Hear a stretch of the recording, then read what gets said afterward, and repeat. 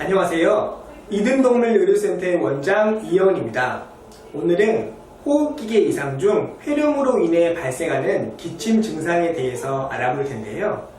폐렴은 초기에 진단되지 못하고 적절히 치료받게 되지 못할 때 우리 아이들이 하늘나라를 갈 수 있는 무서운 질환입니다.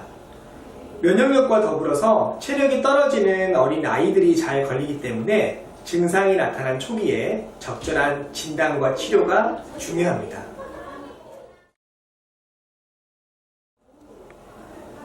강아지 폐렴은 폐에 염증이 발생한 것을 의미합니다.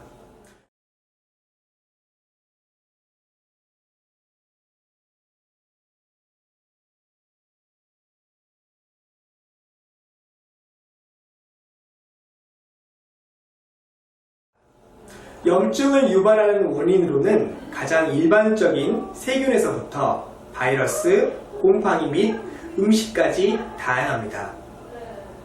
원인에 따라서 세균이 감염된 경우를 세균성 폐렴이라 부르고 음식물이 호흡기계를 넘어가 폐렴이 유발된 경우를 오연성 혹은 흡인성 폐렴이라고 부릅니다.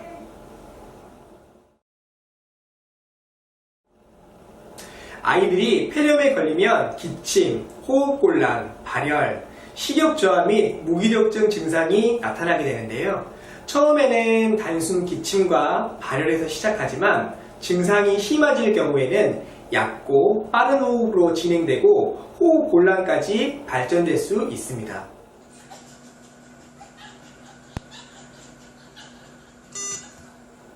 폐렴은 치료 반응이 좋지 않을 경우에는 아이들이 하늘나라를 갈 수 있는 무서운 질환인데요.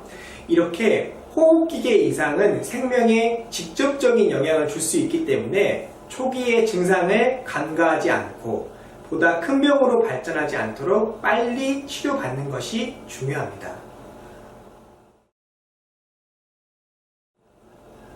우선 기침 및 발열 증상을 통해서 증상을 의심할 수 있고 수의사 선생님의 청진과 더불어 가슴 방사선 촬영을 통해 폐의 변화를 확인하여 진단할 수 있습니다.